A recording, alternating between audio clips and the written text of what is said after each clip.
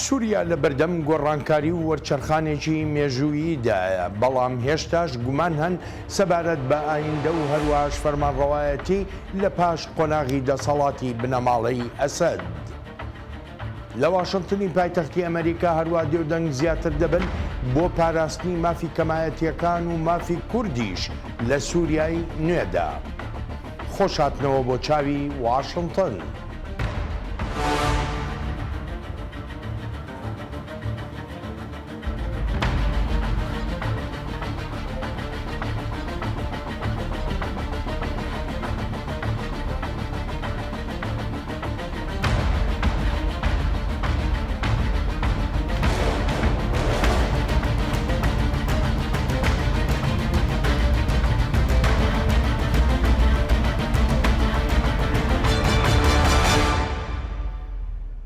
سەرۆک بایدن بە ماوەی چکەم بە لە کۆتاییاتنی گەڕی سەرۆکایەتیەکەی لە مانگیەکی داهاتوودا سەردانی ئیتالیا دەکات و لەو سەردانەیشیدا لەگەڵ پاپا فرانسیس و هەروەهاش لەگەڵ سەرۆکوەزیری ئیتالیادا کۆ دەبێتەوە بە پێی ڕاگەیەنراوی کۆشکی سپی. سەرۆک بایدن لە میانەی ئەو سەردانەشیدا لەگەڵ سێرگیۆ ماتێرێلا سەرۆکی ئیتالیادا کۆ دەبێتەوە و وەک لە ڕاگەیەنراوەکەی کۆشکی سپیدا هاتووە بڕیارە ڕۆژی 9 مانگی 1 هەتا ڕۆژی 12 مانگ سەرۆکی ئەمریکا لە ئیتالیا بێت. کۆشکی سپی دەڵێ سەرۆک بایدن لە کۆبنەوەکەیدا لەگەڵ پاپا فرانسیسدا وتوێش سەبارەت بە هەوڵەکان دەکات بۆ بەرەو پێشبردننی ئاشتی لە سەرانسەری جیهاندا و هەروەهاش لە وتوێژەکانیدا لەگەڵ جۆرجیا میلۆنی سەرۆکوەزیری ئیتالیادا باز لە ئاڵنگاریە گرنگانە دەکرێت کە ڕوبەڕووی جیهان دەبنەوە. سەرۆک بایدن بەردەم سەردانەی بۆ ئیتالیا بە تەلەفۆن قسەی لەگەڵ پاپا فرانسیسدا کردووە. کۆشکی سپی دەڵێ سەرۆکی ئەمریکا سوپاسی پاپای کردووە بۆ ئەو هەوڵانەی بەردەوام دەیانداد بۆ کەمکردنەوەی ئاستی مەینەتیە جیهانیەکان و هەروەهاش بۆ بەرزڕاگرتنی مافەکانی مرۆڤ و پاراستنی ئازادی ئاینی. گەڕی سەرۆکایەتی جۆ بایدن ڕۆژی 20 مانگی 1 داهاتوو کۆتایی پێدێ کاتێک داناڵد ترامپ سەرۆکی هەڵبژێراوی ئەمریکا سوێندی یاسایی دەخوات و دەبێتە 47مین سەرۆکی ئەمریکا. لەگەڵەوەشدا کە ڕێژەی گرانیان هەڵاوسانی دارایی لە ئەمریکادا و لە مانگی 11دا بە ئاستەم بەرز بووەوە، بەڵام هێشتاش کەمتر بوو لەوەی چاوەڕوان دەکرا لەو ڕوانگەیەوەی خەرجیەکانی تاکە کەس لە 11 مانگی ڕابردوودا بە ڕێژەی لە 2.4 بەرز بۆتەوە، لە کاتێکدا مەزەندەکان وەها بوون بە ڕێژەی لە 2.5 بێ. لەم مانگانەی ڕابردوودا داوا زۆر بوون بۆ ژمارەیەکی بەرچاوی کەرەستە و کەلوپەل و پێداویستیەکان. ئەمەش ئاماژەیەکە بۆ ڕەوشی گونجاوی ئابووری لە ئەمریکادا و بە ئەندازەیەکیشە پێشبینیەکانی زۆر کردوون کە بانکی یەدەکی فێدراڵی لە ساڵی 2025دا زیاتر نرخی سووددا بەزێنێ بە بەراورد لەگەڵ ئەو دابەزانانەی لە مانگی نوێی ڕابردوودا کردبووی. بەڵام پسپۆڕێکی ئابووری بە ئاژانسی دەنگوباسی ڕۆیتەرزی ڕاگەیاندووە ئابووری لە گەشەکردندا دەبێ وێڕای ئەوەی نرخی هەندێک کەرەستە هەر بەرز دەمێننەوە. ئەمە ژوها دەکا بانکی یەدەکی فێدراڵ دوودڵ بێ لەوەی ساڵی ئایندە نرخی سووددا بەزێنێ. بەپێی راپۆرتەکان خەڵک پارەیەکی زۆریان لە کڕینی ئۆتۆمبیلی نوێدا خەرج کردووە. بەشێکی ئەم خەرجێش دەگەڕێتەوە بۆ ئەو کەسانی بڕیاری گۆڕینی ئۆتۆمبیلەکانیان دابوو پاش زریانەکانی هێلین و مێڵتن وەک دەگوترێ زیانی زۆریان دابوو لە ئۆتۆمبیلەکان.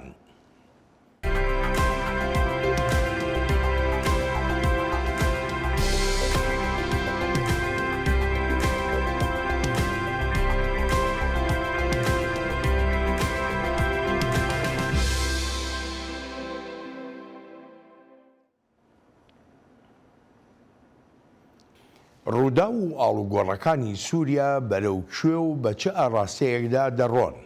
ئەمە پرسیارە سەرەکیەکەی خەڵکە لەناو ئەو وڵاتەدا و لە دەرەوەی سنوورەکانی سووریاشدا. سووریا دوای کۆتایی هێنان بە زیاتر لە 50 ساڵی فەرمانڕەوایەتی بنەماڵەی ئەسەد بەدەستی ئەو هێزە ئیسلامیە سیاسیەی پێشتر سەر بە تۆڕە تێرۆرکاریەکەی ئەلقاعیدە بوو، ئێستا پەیمانی دابینکردنی مافی هەموو کەمایەتیەکانی وڵاتەکە دەدا، بەڵام زۆر بە ئاگاهیەوە لەسەر دۆسەی کوردی سووریا قسە دەکا.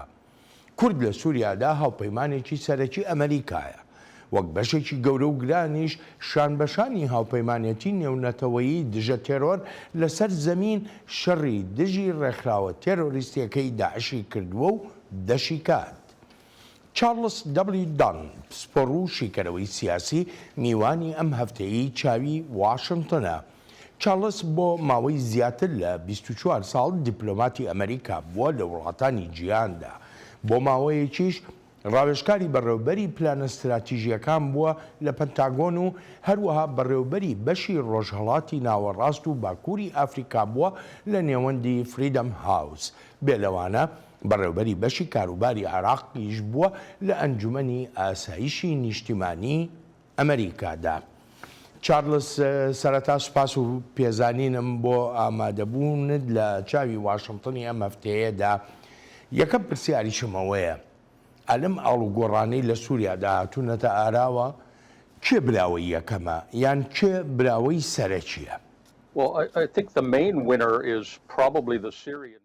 براوەی سەرەکی پێم وایە گەلی سووریایە کە ڕزگاری بوو لەو دیکتاتۆریەتەی زیاتر لە 50 ساڵە هەبووە و بەرپرسیاریشە لە کوشتن و ئەشکەنجەدانی هاوڵاتیانی سووریایی و هەر لەم ساڵانەی قەیرانی وڵاتەکەدا سەدان هەزار کەسی بە کوژداوە. لەسەر ئاستی نێونەتەوەییش هەتا ئێستا وڵاتی تورکایە کە خەریکی خۆجێگیرکردنە لە ناوچەکەدا. ڕژێمی ئەسەد کەوت و حزبوڵای لوبنان زامدارە و برینێکی قورسی هەیە. هەژمونی ئێران لە ڕۆژهەڵاتی ناوەڕاستدا زیانێکی گەورەی بەرکەوتووە بەهۆی ڕووداوەکانی 6 مانگی ڕابردووەوە. جا ئەمانە پێگەیەکی بەهێزی داوە بە تورکیا و کاریشی بۆ کردووە لە باکووری سووریادا و ئەوە تا ئێستاژ ئانکەرە خەریکی ڕێخستنی هێزە میلیشیایەکانی سەر بە تورکایە هەتا شەڕی دژی ئەو هێزە کوردیانە بکەن کە ئەمریکا پشتیوانیان دەکات. پێم وایە لە ئێستادا تورکیا هەست بە بەهێزی و دەسەڵاتی خۆی دەکات و بەڕوانینی ئانکەرە ئیتر دەتوانێت بەرنامە ڕێژی بکات بۆ ئایندەی سووریا و هەروەها ژوەها دەزانێت کە دەتوانێت ئاراستەی ئەمریکا و کۆمەڵگەی نێونەتەوەیش بکات سەبارەت بەوەی ئایندەی ناوچەکە چۆن بێت. ئەوە کوتۆ باسیەکەی دەڵێ تورکیا لەسەر ئاستی نێونەتەوەی براوەی یەکەمە.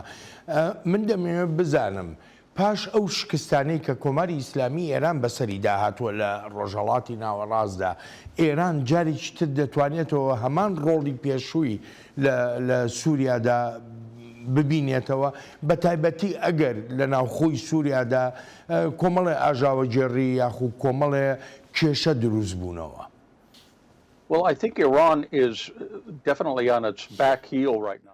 جا پێم وایە بەبێ هیچ گومانێک ئێستا ئێران لەسەر گازەرایی پشتا هەتا هەستێتەوە. هاوسەنگی نەماوە لەرزۆکە بە بەراورد لەوەی پێشتر تێدا بوو. لەگەڵ داڕمانی ئەسەددا تاران هەوپەیمانێکی سەرەکی عەرەبی لەدەستدا. هەر هیچ نەبێت لە ئێستادا پردی گەیاندنی کەلوپەلی لەشکری و چەک و تەقەمەنی نەماوە بە حزبوڵای لوبنان. دەکرێت بڵێم ئێران هەر حوثیەکانی بەدەستەوە ماوە وەک هاوپەیمانێکی نێونەتەوەیی. دەشزانین ئەو توانا و کاریگەری نییە بەسەر ڕووداوەکانی ڕۆژهەڵاتی ناوەڕاستدا وەک ئەوەی سووریایی ئەسەد هەیبوو بەهۆی هەوپەیمانێتیەکانیەوە لەگەڵ رووسیا و ئێران و حزبوڵاشدا. ناتوانم ئێران لەوێنەکە دەربکەم. بەڕاستی سوورە و زیرەکیشە لە چۆنێتی دروستکردنی هەوپەیمانێتیدا لەگەڵ ئەو هێزانەی سەربەتارانن. تەنانەت لە کاتێکیشدا زۆر لاواز بووە بەڵام توانیوێتی کاریگەرێکی بەهێزی هەبێت بەسەر ڕووداوەکانی ناوچەکەدا. بە دڵنیایەوە لە ئێستادا لە تاران بیرکردنەوەکە بەو ئاراستەیەدایە چی بکات، بەتایبەتیش کە ئەسەد لە دەسەڵاتدا نەماوە و هەروەها دانەڵد ترامپ لە ئەمریکا دێت. هەرچەندە لەوانەیە بگاتە سەودایەک لەگەڵ ئێرانیەکاندا لەسەر بەرنامە ناوکیەکە. جا بە گشتی ئێرانیەکان لە ڕۆژێکی نالەباردان لە کاتێکدا ئەمریکا دەیەوێت هەندێک دەرفەت لەم ڕووداوانە بقۆزێتەوە یانیش پاڵنەری بێت بۆ بەرەو پێشچوون هەتا هەموو شتێک لەدەست نەدات لە ململانیانەی دەکرێت بۆ جێگیرکردنی شێوازی فەرمانڕەوایەتی داهاتووی سووریا. چارلز، من دەگەڕێمەوە بۆلات. سووریا بە قۆناغێکی هەستیاری تەمەنیدا تێدەپەڕێت و ئەگەرچی تا ئەندازەیەک سەقامگیری لە ئێستای ڕەوشی ئەو وڵاتەدا دیارە، بەڵام بەو مانایان نییە بگوترێن ململانیەکان کۆتاییان پێهاتووە، بە تایبەتیش لەم کاتەدا کە ئەمریکاش لە قۆناغی ئاڵوگۆڕی دەسەڵاتدایە.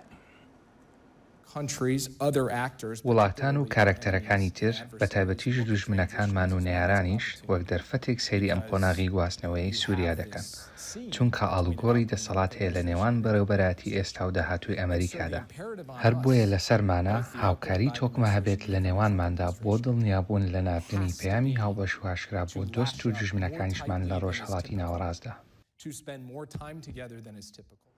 کۆمەڵگەی نێونەتەوەیش بە نیگەرانیەوە لە ڕەوشی سووریای دوای بنەماڵەی ئەسەد دەڕوانێت و ترسیشی هەیە لە درێژەدان بەکارە ساتە مرۆییەکان.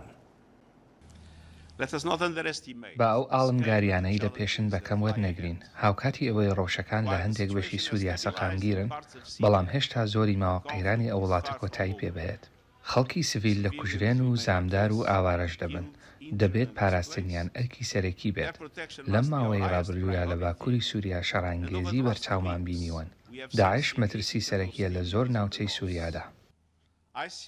وەک ئاماژەی پێکراوە لەم گۆڕانکاریانەی سووریادا هەتا ئێستا تورکیا بە براوەی یەکەم دانراوە نوێنەرانی کۆمەڵگەی نێونەتەوەیی ئاگاهی دەدەن. سڕبوونەوەی قەیرانەکانی نێوان کارکتەرەکان لە باکووری ڕۆژهەڵاتی سووریا و لێکەوتە مرۆییەکانی مای نیگەرانیەکە کە دەبێت بە خێرایی گرنگی پێ بدرێت و هەوڵ بدرێت هێور بکرێتەوە. زۆر لایەن هەست بە نیگەرانی دەکەن سەبارەت بە ئایندە ئاڵنگاریەکان بێشومارن جا ئەگەر بە شێوەیەکی دروست سەر و سەودا نەکرێت لە نێوان سووریەکان و کۆمەڵگەی نێونەتەوەییدا ئەوە شیانی گەڕێکی تری خراپتر هەیە. وڵاتی تورکیا دۆسەی بوونی کورد و ئەزموونی کورد لە سووریا دایگرێداوە بە بابەتی ئاسایشی نیشتیمانی خۆیەوە لە هەموو لێدوان و بۆنەیەکیشدا جەخت دەکاتەوە لەوەی بۆیە لە سووریایە هەتا پارێزگاری لە ئاسایشی سنوورەکانی بکە. دەربارەی شەروانên کورد ێکو نەسووری دەربارەی تێکیلێمە بە جیهەتی کوردی ئێدیترە ئەتخوازم بڤێ وەسیلێ هم روشي بيجم هم جي هالوسط ما بشيء كي زلال يعني بريم زمان جبر كنا بدمل سر قال لك تي اخفت نبري حاجتي خازم في بيجم اما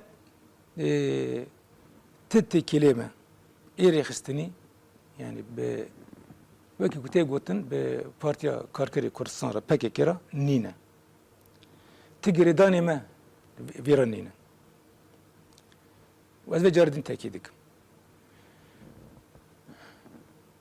درباري شروانين اي كورد اي كنا سوري آن كنور في دركه درباري في درجة خازم يعني لسه چند شتا بيجم راسته قاوا كداش ده خورد بون إيرشا ويدا بون قاوا إيرشا شنگاله كروير كي كوم كوجي چه بون پشتر بري خدا کوبانه ما ترسيكو كوم كوجيل كوباني چه بنجي وكي شنگاله دركت اورته و چاله ما بنگوازي توای کردا کر جبو کوارن يعني بشكري قصد بكن لهريمه يعني لفي منطقه وهل بتنجي كردين يعني شروانين كرد تشل التركي تشي تركي تشل الايراني تشي يعني عراقي اللي بارتي كردستان ودران حمي هاتن وشاركي مازن هاتا كرن دنجامي يعني بشكري واهي زاندا ودسا بشكري قوارسون نبنتوي ما داعش كوباني درخست چارلز ئەم ئاڵوگۆڕانی کە ئێستا لە سووریادا هەن دانانی فەرمانڕەوایەتی نوێ سیستمی نوێ ئایا وەها دەکا کە بڵێن قەیرانی 13 ساڵەی سووریا کۆتایی پێهات؟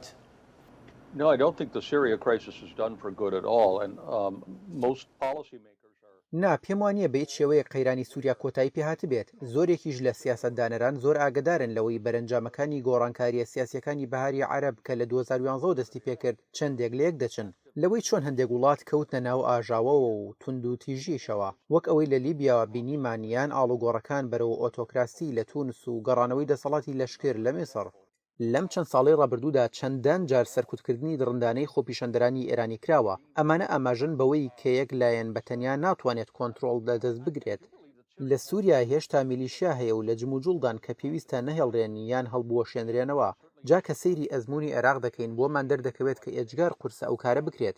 عێراق نمونەیەکی ترە بۆ بەهەڵە ڕۆیشتنی شتەکان کاتێک ڕژێم گۆڕا. بڕوایەکی زۆرم هەیە بەوەی دەرفەتێکی زۆر لەبار هەیە کە شتەکان لە سووریادا بە ئاراستەیەکی دروستدا بڕۆن. وەک دەیبیستین ڕێبەرانی نوێی سووریا شتی دروست دەڵێن، بەڵام ئاڵنگاری گەورە لە پێشدایە، نەک هەر بەهۆی هێزە میلیشیایەکانەوە، بەڵکو بەهۆی بەرژەوەندی کارکتەرە نێونەتەوەیەکانیشەوە. ئەوە تا ئەگەر سەیری کێشەی گەڕانەوەی ئەو سەدان هەزار کەسە بکەین کە بەهۆی شەڕەکانەوە زێدی خۆیانیان جێهێشتووە شوێنیان دەوێت، ئاوەدانکردنەوە و بوژانەوەیان دەوێت و ئەمەش پێویستێکی ئێجگار زۆری هەیە بە یارمەتی و کۆمەکی ئابوووریانە و سیاسیانە و هەموو جۆرە یارمەتیەکانی تر هەیە. بەڵێ بەڕای من ئاڵنگارێکی زۆر لە پێشدان بۆ سووریایەکان. لە ئێستادا دوو جۆر ڕاهەیە. ڕایشان دەڵێ هەموو ئاماژەکان بۆ ئاڕاستەیەن کە شەڕێکی گەورەی سەرتاسەری لە ڕۆژهەڵاتی ناوەڕاستدا دروست دەبێت. ڕایەکی تریش بە پێچەوانەوە دەڵێ گۆڕانی ڕەوشی سووریا وهای کردووە ئەگەری ئەو شەڕە نەمێنێت. بەڕای تۆ کامیانە؟ I'm kind of going with the first one, to be honest with you. من بۆ خۆم لەگەڵ ڕای یەکەمم سەبارەت بە ئەگەری هەڵای سانی ئەو شەڕە لە ناوچەکەدا. با ڕازگۆ بین لە ئێستادا ئەو شەڕە ناوچەیە هەیە لە غەزە، لە لوبنان، لە سووریا. ئیسرائیل دەستێکی گەورەی هەیە لە تێکشکاندنی دامەزراوە دەوڵەتیەکانی سووریادا. ژێرخانی لەشکری سووریای لەناو بردووە. ئێران هێشتاش بەرژەوەندی ماوە لە سووریا. رووسیا کارکتەرێکی ترە. هێزی زۆری ڕکابەر لەوێن. یەکێکیان وەک پێشتر وتم تورکایە. زۆر هێز هەن لەوێن کە بەرژەوەندیەکانیان بە یەکیاندا داوە. ئەمریکا هەوڵێکی ڕژ دەدات هەتا کاریگەری هەبێت بەسەر ڕەوشەکەەوە، بەڵام بڕوانینی خۆم هەژمونونەکەی کەم تا زۆرێکە. بە بەراورد لەگەڵ چەند ساڵی ڕابردوودا جاهر لایەنە لە هەوڵدایە بۆ جێگیرکردنی بەرژەوەندی خۆی و پشتیوانیکردنیش لە کارکتەرەکان کە دەبنە باشترین دەرفەت بۆیان تا بەرژەوەندیەکانیان لە سووریادا بەرەو پێش بەرن. ئالێرەدا ئەگەی قەیرانی تری ناوخۆیی سووریا لەوانەیە لە ڕێی لایەنەکانی سەر بەو بەرژەوەندیە گەورانەوە دەست پێ بکات یان ڕاستەوخۆ لە نێوان خۆیاندا سەرهەڵ بدات. ئەمەش ئەو شتەیە کە لە هەموو شتێک زیاتر نیگەرانیم لەلا دروست دەکات. چارلز من دەگەڕێمەوە بۆ لاد بڕێک لەسەر هەیئەی تحریری شام قسە بکەین. لێکۆڵەر و شیکەرەوە ڕای جیاوازیان هەن لەسەر هەیئەتی تحریری شام و ئەو ڕێبازەی هەیەی هەندێکشیان لەو بڕوایەدا نین دابڕانی ئەو هەیئەتە لە تۆڕە تێرۆرکاریەکەی ئەلقاعیدە بەمانای ئەوە بێت کە بووەتە ڕێکخراوێکی میانڕەوی مۆدێرن. ئەو ڕێکخراوە دەڵێت گۆڕاوە و چیدی هەڵگیری ئایدۆلۆژیاتەکەی ئەلقاعیدە نییە. پێدەچێت وەها بێت چونکە لە ڕاستیدا ورتر ڕێبازی داعشی هەڵگرتووە. ئەلقاعیدە بە شوێن ئەوەدا نەبوو خەلافەتدا بەمەزرێنێت، میکانیزمی تیرۆریزمی بەکاردەهێنا تا ڕۆژئاوا لە ڕۆژهەڵاتی ناوەڕاست بکشێنێتەوە. داعش دەیەوێت دەوڵەت دروست بکات. هەیئەت هەمان ڕێبازی هەیە. جا هەیئەت ئەو ڕێکخراوە نییە کە خەڵک هەست بە متمانە بکات بەوەی چارەسەرە بۆ ڕێمەکەی ئەسەد. هەیئەتی تەحریری شام لە هەناوی جەبهەت نوسرەوە هاتە دەرێ کە لقەیەکی ئەلقاعیدە بوو. ئێستاش گەرەکێتی هاوچەرخانە و میانڕەوانە خۆی بنوێنێت. زۆرێک لە سووریەکان ڕەشبین و بەگومانن لە هەیئەتی تەحریری شام و هەڵ دەدەن تێبگەن لەوەی ئەم ڕێکخراوە چی دەکات. بە دڵنیاییەوە توندڕەوی تێدایە، بەڵام نازانین لە ئێستادا هەیئەت چەندە ڕادیکاڵە.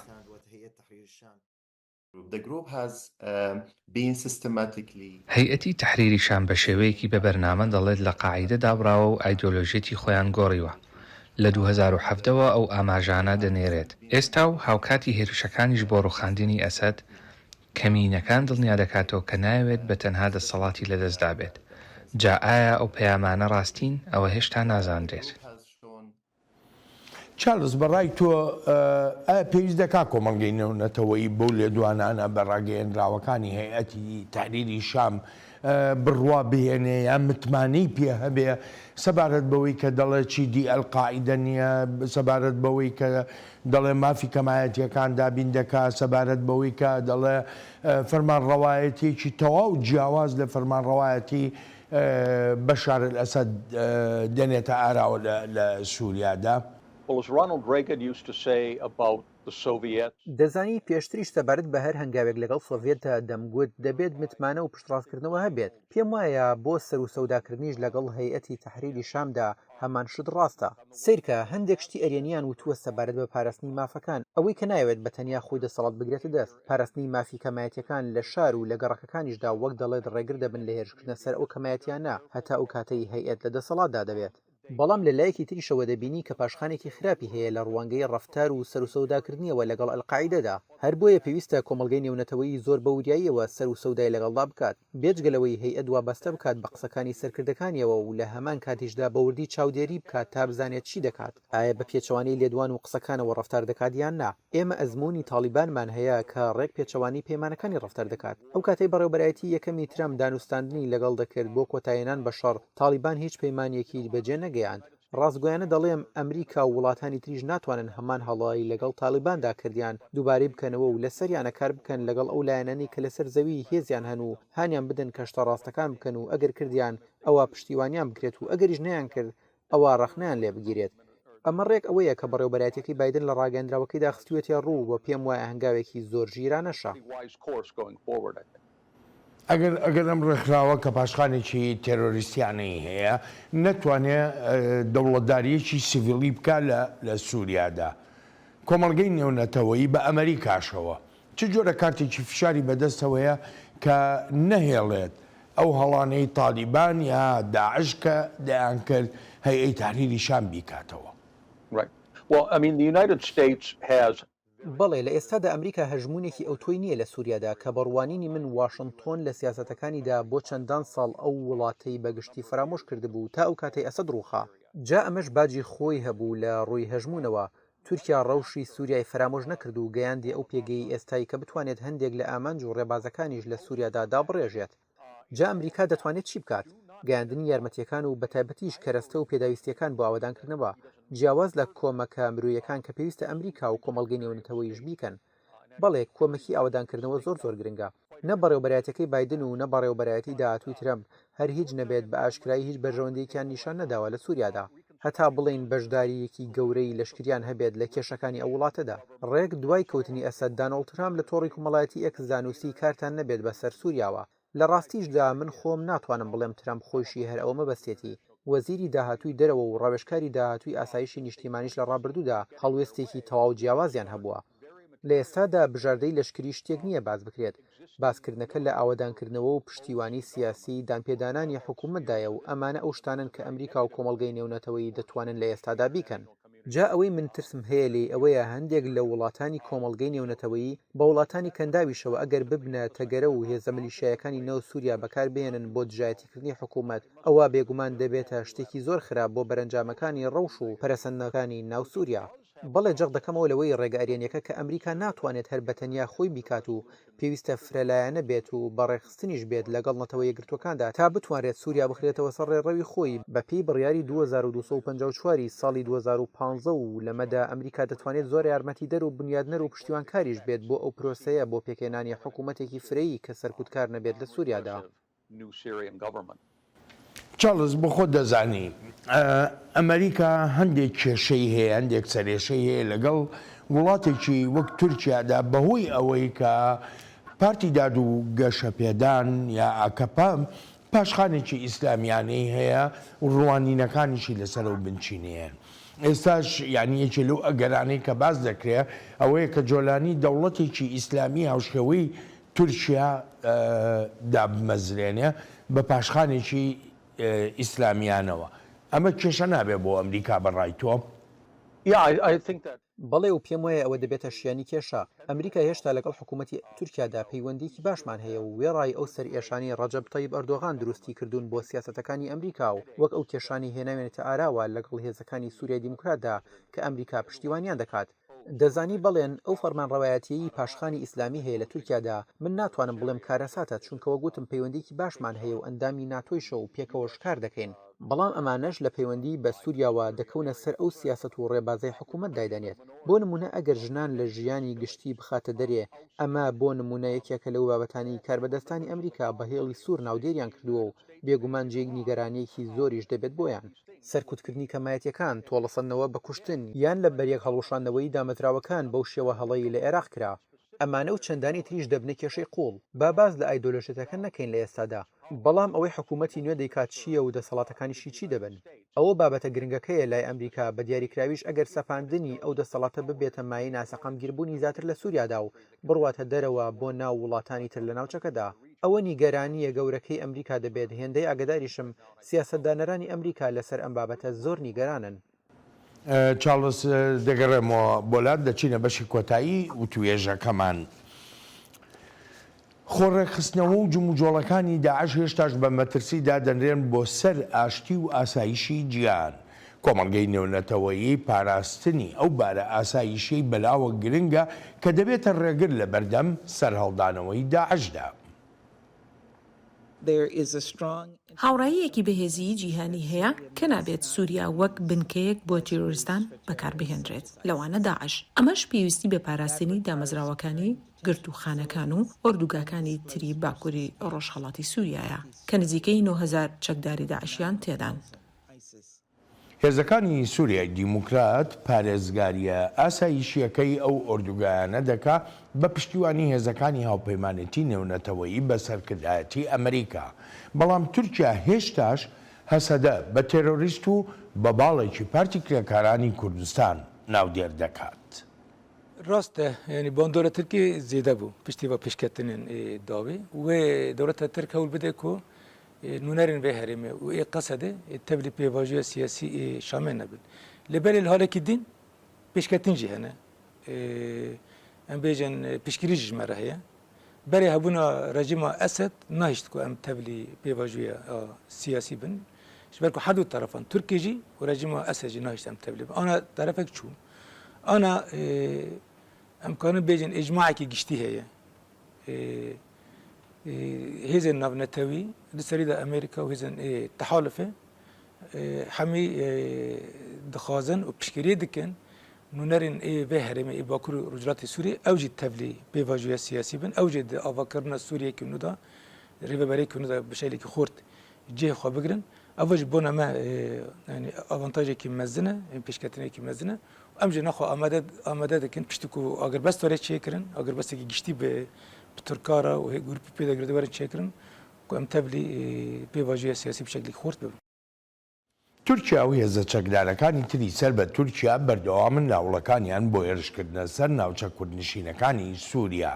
ئەمەش وەک ژەنەڕاڵ عەبدی دەڵێت ئەگەر ئاگربەستێکی تەواوەتی نێتە ئاراوە ئەوان ناتوانرێ هەنگاوێکی ڕاستەقینە بنرێ بە ئاڕاستەی سەقامگیریدا. ئامادەن ku vê meselê çareser bikin ew şervanên ê Kurd ê ku ne em bêjin ê Kurd ê ku em hatûma alîkarê me bikir îdiya wana dikarin yani vegerin ciyê xwe. Qismek wan zaten navegeriyan e dixwazin vegerin. Îdên jî yani pêvaceyekî vegerê em dikarin yani dest pê bikin û vê bimeşînin. Helbette ji bona ku vawere kirin jî em bi hacetî mekanîzmekê ne bi hacetî yani piştgirîne ku ji bo em karin bi şeklekî xurt vê bidin meşandin. Ji ber ku gelek piskirêk hene gerek werin çareserkirin. Lê bi giştî ez dîsa bi şeklekî zelal dibêjim ji ber ku yani pêvaceyekî yani agirbestê dest pê dike û vê halî da jî yani pêşketinek Sûriyê tê çêkirin êdî yani dem hatiye ku ew şervanên ku hatin alîkarê me kirin bi şeklekî bi ser bilindî û vegerin cihê xwe û di vê halî de jî em ê bi hêzên eleqedar bi hevdira em kanin vê mijara de hevdira alîkar bin ji bo ku em bikanin vê pêk. چارلز پێدەچێ هێشتاش کێشەی تێرۆریزمەوە بە تایبەتیش داعش لە سووریادا یەکێک بێت لە کێشە هەرە سەرەکیەکان. بەڕای تۆ تورکیا ئەتوانێت یارمەتی دەربێ بۆ لە ڕێگوڕیشەوە هەڵکێشانی داعش یان نەمانی داعش؟ بە دڵنیاییەوە تورکیا دەتوانێت ڕۆڵی گرنگ ببینێت بۆ لە ناوبردنی داعش و بێگومان ئەمەش پێویستی بە ڕێخستنێکی تەواوەتی هەیە لەگەڵ ئەمریکا و لایەنەکانی تریشدا بۆ بەرسفدانەوەیەکی تۆکمەی داعش. چەند ساڵێک لەمەوبەر و بەپێی راپۆرتێکی نەتەوەی یەکگرتوەکان زیاتر لە 10,000 چەکداری داعش خۆیان مەڵازداوە و لە هەوڵی خۆڕێخستنەوەدان. هەر بۆیە ئەم بابەتە کێشەیەکی ترسناکە. هەر بۆیە دەڵێن بەرەنگاربوونەوەی ئەو جموجوڵانی داعش پێویستیان بە ڕێخستنێکی هەمەلایەنەی نێونەتەوەی هەیە. نەک هەرەوەی بگوترێت ئەو هێزە میلیشیا توندڕەوە لە ڕێگۆڕیشەوە هەڵدەکێشێت و پێویستیشە وەها بکرێت. بخۆ دەزانی کورد لە سووریادا هاوپەیمانێکی سەرەکیە لەگەڵ ئەمریکادا و شەڕێکی بەرچاوی داعشی کرد. پێت وایە ئەمریکا یا جیهانی ڕۆژاوا بەگشتی کورد بەجێ بێڵن بە تەنیا لە بەردەم تورکیادا؟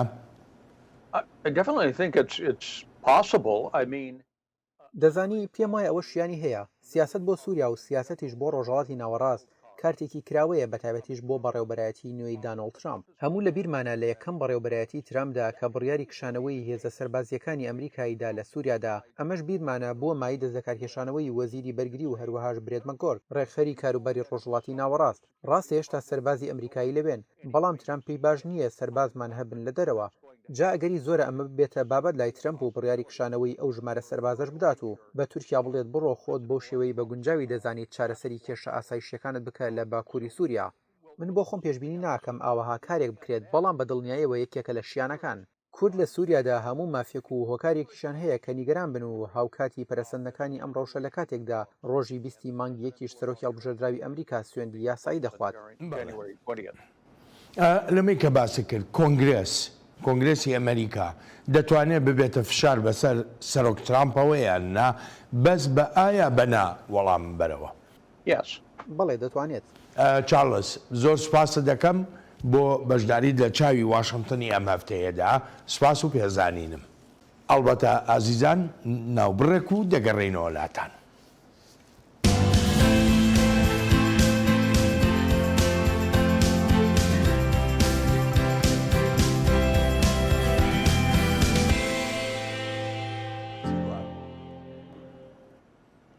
ژمارەیەکی بەرچاو لە ئەندامانی سینات و ئەندامانی ئەنجومەنی نوێنەرانی ئەمریکا و هەروەها ژمارەیە لە نێوەندە استراتیژدانەرەکان دەنگی خۆیان بڵند کردووە لەسەر پاراستنی مافی کورد و مافی کەمایەتیەکانی تریش لە سووریادا. یەکێک لە هۆکارەکانی ئەو نیگەرانی دروست بووە بریتیە لە جموجۆڵەکانی تورکیا و ڕۆڵی تورکیا و هەروەهاش گردبوونەوەی هێزە چەکدارەکانی لەشکری نیشتیمانی سووریا کە سەر بە تورکیان. سێنوان قەچۆ لە دەنگی ئەمریکا میوانی بەرنامەی ئەم هەفتەیە چاوی واشنگتنە. سێوان سپاس بۆ ئامادەبوونە ئەم دەنگانی کە لە واشنگتن بڵند بوونەتەوە بۆ پاراستنی مافی کەمایەتیەکان بە کوردیشەوە چەندێک گرنگن. gelekî giring biڵێن em ji bîr nekin niha di encûmena Sînato ya Kongresa Amerîkî de û di nav civata nûneran de gelkî dengên kesnî navdar derketin ne tenê daxwaza piştgiriyê ji bo Kurdên Sûriyê di vê qonaxa giring û hestiyar de dikin lê her wiha bi planan tên biڵێn wekû nimûne yanî dengê Amerîka gelek yani divan çend rojên dawî jî behs kiriye du sînatorên navdar û giring Chris Van Hollen yê demokrat û Lindsey Graham yê komarî ku her wiha wekû kesekî nêzîkî Trump tê dîtin pêş yan proje yasayek amade kirine ku eger hatû Tirkiye maytêkirineke leşkerî li Sûriye li hember li dijî Kurdan pêk anî wê Amerîka bi taybet di nav Kongresê de sizayên aborî li dijî hikûmeta Recep Tayyip Erdogan deyne anîne pêş Kongres hîn tu dengdan li ser nehatiye kirin ew dibêjin ev tenê wekû pîvanekê hember ti gaveke Tirkiye ku Amerîka bibîne li dijî Kurdan. Ev yek wekû nimûne gelek endamên Kongresê wekî din jî derketine beڵên yanî niha du kampên em karin bêjin birêve dibin di nav dîwarên Kongresê de hewildan tên kirin ku bi rastî tirs heye eger hatû Tirkiye operasyoneke leşkerî li dijî Kurdan li Sûriye pêk anî di vê qonaxê de ne tenê wê Kurd ziyanê jê bibînin lê her wiha berjewendiyên Amerîka di çarçeweya şerê dijî Daeş de Amerîkî dibêjin niha bi de hezaran girtiyên Daeş li wan kamp û zindanan hene eger hat û Tirkiye de basî wan de verabû dibe ku aramiya ku heye ji holê rabe. لەو بەرنووسانی کە ئامادەکراون تا ببنە بڕیار بە تایبەتیەوانەی کۆنگرێزدا هیچ ئاماژەیەکی بەوە تێدایە کە کێ لەمە دووە ئەگەر تورکیا هێرشێکی کرد چێ لە مۆدووە ئەو ئۆردوگایانەی دیلەکانی داعش یا کەسوکاری داعشیان تیادا هێڵراونەتەوە چێ دەیپارێزێ؟ نوها تشتێک هەیە ینی ji dervê کۆنگرسژی بڵێن شێوەرمەند یا ڕاوێژکارێ ئەولەکاریان نیشتیمانی ئەمریکا جێک سیلڤن و هەروەها ڕاوێژکارێ نو یەکۆ پشتی چەند هەفتەیان ببە دەژێر ڕێڤەبەریا ترامپ دە مایک واڵت هەردووە لەسەر vê خالێ bi taybet ئاخافتن دانە divan çend rojên dawî de ew dibêjin Amerîka niha vê qonaqê de nemumkin e ku bihêle ev rewşa li Sûriye bibe derfet ku Daeş girtiyên xwe ji van zindanên ku qesed hêzên Sûriya Demokratîk kontrol dikin Amerîka dê rê nediwan ew nabêjin wê şêweyî be lê Amerîka di rojên dawî de çend tiştên girîng kirine yek jê asta êrişên asmanî li dijî bingeh û kampên Daeş bi taybet lê deverên ku berê li jêr kontrola rejîma Esed de bûn û niha jêr kontrola hikûmeta nû ya Şamên ya Heyet Tehrîrî Şam dikin armanc û herwiha li deverên jêr kontrola Qesed jî هەروها لە دەڤێن وەک نمونە ڕقا و ئەف هەفت حەیش ساڵن لەژێر کۆنترۆلا هێزن سووریا دموکراتیکە ئەمریکا هەبوونا خۆ بەهێز کردی ئەمریکا حتا بەری چەند ڕۆژانشی دوان چەند ساڵێن داویدە دەگۆ 900 لەشکرێ مەهەنە نوها ئاخافتن فەرمی پەنتەگۆن دەبێژە بێتری 2000 لەشکرێ مە لە سووریە هەنە بەشێک ژێ 900 دمینن بە ئاوایەکی بەردەوام و 1200 تێن گوهارتن بە ئاوایەکی بەردەوامش بەرلۆ ئەمریکا بە ئەشکەرە و زەلالی ji Tirkiyeyê حکوومەتا نول شامێرە و هەروها ji هەواڵبەندی خۆیان کورد دەهێزن سووریا دموکراتیکە دەبێژن ئەم لورن داکۆ بمینن بکەیمانی divê qonağava guhêzde avaya xaleke girîng Amerîka dibêje em gelekî têkiliyê nakin kî deselat be danûstandinê wan bi Heyet Tehrîrî Şam jî dest pêkirina şanda Amerîkî çûr lê ya girîng ya di pêşîniya ejendeya Amerîkî li Sûriyê de ew e ku Daeş care din serê xwe hel nede ji bo ku serê xwe hel nede divê Amerîka hebûna xwe wê deke parêze ئەو بەرنووسانێکە لە کۆنگرێسە ئەکرێ وەها لێکیان بدەینەوە کە بڵین ئەگەر پەسەند کران لە کۆنگرێسدا ئیدی ئەمە دەبێتە بەرنامەی بەڕێوبەرایەتی ئەمریکا واتە بەڕێوبەرایەتەکەی داناڵد ترامپ بۆ پاراستنی کورد و کەمایەتەکانی تریژ لە سووریا يعني ئەمەز دەبێژم نها دوو خەت هەنە تێم ڕێڤەبەرنی یەک ژێ ئەوە کۆ ئەمێ ئالیکاریا قەسەد بەردەوام بکن هێزن سووریا دموکراتیک و بەڵێن بودجەیە 2025 یا بەرەوانی یا پێنتەگۆندا کۆ بەری چەند ڕۆژە هاتە قبولکردن بەشێکی نها هەژمار نایە بیرا من لێ بەشێکی بەرچاو ژوێ بودجەیە تەرخانکردیش بۆ چارچەوەیە دژی تەرۆرێت هەبەت بەشێک دەچێت بۆ ئالیکاریا هێزن عراقی و پێشمەرگە لە عێراق و کوردستانی لێ بەشێکی گرنگ و بەرچاو دەچێت بۆ هێزن سووریا دموکراتیک ئانگۆ ئەمریکا هین پلان وێ هەنە کو ئەف پەرانە 100% نەتەنێژ بۆ کڕیناچەکان و پەروەردە و ڕاهێنانێنە لێ هەروهاش بۆ پرۆژەیەن سەر عەردەینە پرۆژەیەن کۆدبن سەدەما سەقامگیریە ئەس دەبێژم و ئەمریکا دوێ چارچەوەیەدا ئەف پلانێن و هەکۆ هەنە یعنی ئەمریکا